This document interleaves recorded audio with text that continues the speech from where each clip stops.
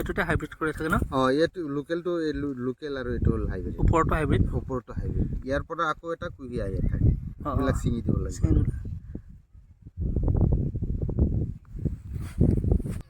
পুনৰ এটি নতুন ভিডিঅ'লৈ আপোনালোক সকলোকে স্বাগতম জনাইছোঁ।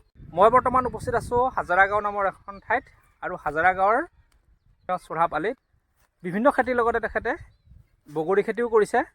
গতিকে যথেষ্ট পৰিশ্ৰমী ব্যক্তি। আচলতে আমি তেওঁলোকৰ পৰা যথেষ্টখিনি শিকিবলগীয়া আছে।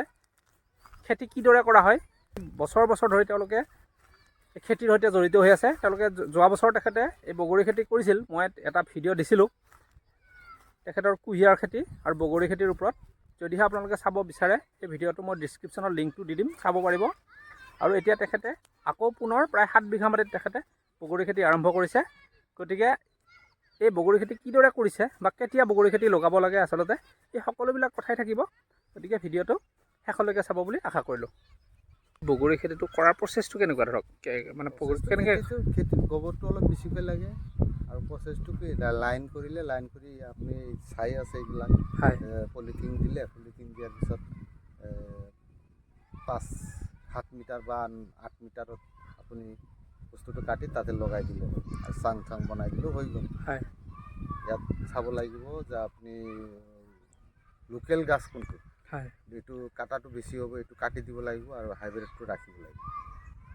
লোকেল মানে এইটো লোকেলতে এই বস্তুটো ক্ৰছ কৰা হয়। আচ্ছা, এইটো লোকেলটোত বগৰীটো গুটিত যিটো আছে, এই বস্তুটো আগতে সিহঁতে পুলিটো পেলাই লয়, পলিথিনত এইটো পুলিটো পেলাই লয়। লোৱাৰ পিছত আপোনাৰ যেতিয়া জানুৱাৰী মাহ আহিব, ডিচেম্বৰ মাহ আহিব, ডিচেম্বৰ জানুৱাৰী, সেই বস্তুটো কাটি পেলাই দি সেই বস্তুটোৰ লগত হাইব্ৰিড যিটো আছে এই জাতিটো, এইটো কাটি পেলাই ইয়াত তাৰমানে বহাই দিয়ে, দি পেলাই বেণ্ডিজ কৰে। কৰাৰ পিছত এই বস্তুটো হৈ গ'ল, পুলিটো হৈ গ'ল। এই বস্তুটো ইয়াত জইন খাই পেলাই পুলিটো হাইব্ৰিড হৈ গ'ল। এই তলৰ যিখিনি বস্তু থাকিল, লোকেলটো থাকিল, এইটো উঠি আহে, এইটো আপুনি কাটি দিব লাগিব। নহ'লে লোকেলটো বেছি, ইয়াৰ হেৰিটো বেছি হ'ব, লোকেলটো ফল নহ'ব। এনেকুৱা কৰি সিহঁতে বনায়। মই সেইদিনা তাই চাইছোঁ কেনেকৈ বনায়। এনেকৈ বনায় আৰু চাহটো বিক্ৰী কৰে। সিহঁতে গাছ কেইটামান ৰাখি দিয়ে, এইটো আপেল, এইটো মিচেণ্ডিয়া, এইটো সুন্দৰী, এনেকৈ গাছ কেইটামান ৰাখি দিয়ে। এই ঠাইবিলাক বেছি নহয়, অলপমানহে লয় সিহঁতে, ইমানখিনি 3টা বা 4টা গিট লৈ পেলাই তাত লগাই দি বেণ্ডিজ কৰিলেও হৈ গ'ল। এই বগৰী খেতিবিলাক ধৰক আপুনি গোবৰ সাৰটো দিয়ে, গোবৰ সাৰ পৰিয়াল বেলেগ কি সাৰ দিব লাগে? গোবৰ সাৰ আছে, এতিয়া মাটি সাৰ আছে, পটাছ আছে অলপ, DAP আছে অলপ, ইয়াত আৰু দানা চানা অলপ আছে, এইটো দি পেলাই লগালে হ'ল। লগাই দিয়াৰ পিছত এতিয়া গোবৰ আছে, গুৰিটো চাফা কৰিব লাগিব। চাফা কৰাৰ পিছত আকৌ অলপ সাৰ, ইউৰিয়া দিব নোৱাৰিব, বেলেগ সাৰ তাৰ দি পেলাই অলপ গোবৰৰ লগত মিলাই পেলাই এইটো দি থাকিলে হৈ গ'ল, উঠি আহিব গাছটো উঠি গ'লে হৈ গ'ল আপোনাৰ। এইটো ধৰক যিখিনি প্ৰডাকশ্যন, বগৰীৰ যিখিনি প্ৰডাকশ্যন হ'ব, সেইবিলাক অকল আপোনালোকে ইয়াতে যিখিনি স্থানীয় বজাৰতে বিক্ৰী কৰে নে বাহিৰতো গুচি যায়? এইবিলাক আমাৰ ঘৰৰ পৰা বেপাৰীবিলাক লৈ যায়, বাহিৰত পঠাই দিয়ে। যেনিবা ডিব্ৰুগড়, শিৱসাগৰ, লখিমপুৰ, কেতিয়াবা এইফালে কি কয় পাহাৰ অঞ্চল যিবিলাক আছে, ভূটান আছে, ইফালে কি কয়, এইটো এটা অৰুণাচলতো যায়, আৰু এইফালে যে এটা আছে এই শ্বিলঙৰ বেপাৰীও লৈ যায়, শ্বিলঙত পঠাই দিয়ে। সিহঁততো আৰু পাহাৰ অঞ্চলত নহয় এই খেতিখিনি, সিহঁতে লৈ যায়, তাতে পঠাই দিয়ে।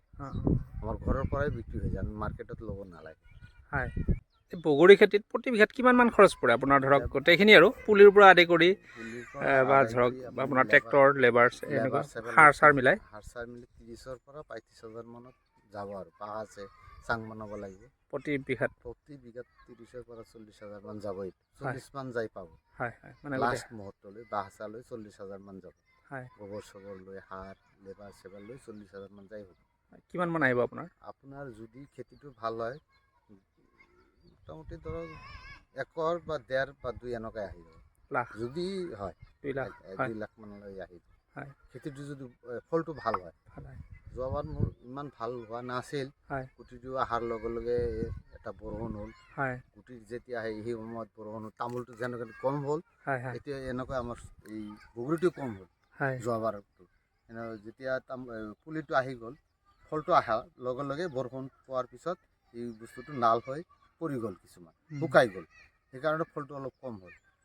নহ'লে যোৱাবাৰ মোৰ তথাপিও হৈছে লাখ লাখ আহিছে মানে হয় লাখৰ ওপৰত আহিলে লাখ লাখ প্ৰতি আহিছে বিঘাত হয় পোক চোক অলপ ঔষধ পাতি দিব লাগিব এইটো হয় তাতে চৰি নাদিলেতো নহ'ব পোক চোক লাগিব এইটো গছ বস্তু পোক এইটো ঔষধ পাতি অলপ দিব লাগিব স্প্ৰে কৰিব লাগিব পোক চোকৰ কাৰণে পোক চোকৰ কাৰণে ইমান বেছি হাই দিব নালাগে হয় অলপ কম দামীটো দিলেই হৈ যায় হয় বগৰী খেতিবিলাক কেতিয়া লগোৱা হয় এইটো কৈ দিয়ক এইটো বহাগ জেঠত লগালে হৈ যায়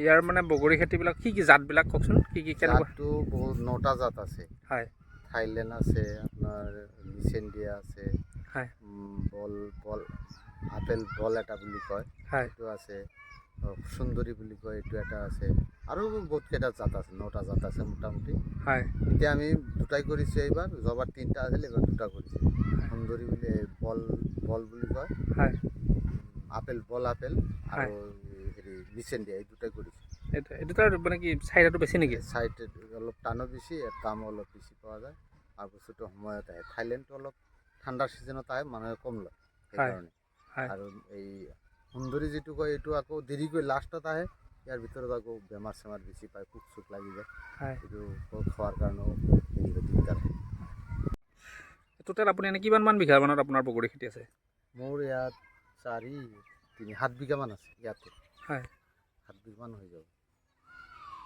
প্ৰায় 7 বিঘা মাটিত আপুনি বগৰী খেতি কৰিছে আৰু বেলেগ খেতিও আছে আপোনাৰ বেলেগ আছে কুঁহিয়াৰ আছে হয় কুঁহিয়াৰ আছে আৰু বগৰী আছে দুটাই আছে হয় ড্ৰাগনটো কৰা নাই কৰিম আৰু হয় অহাবাৰলৈ ড্ৰাগনটো লগাম 1 বিঘামান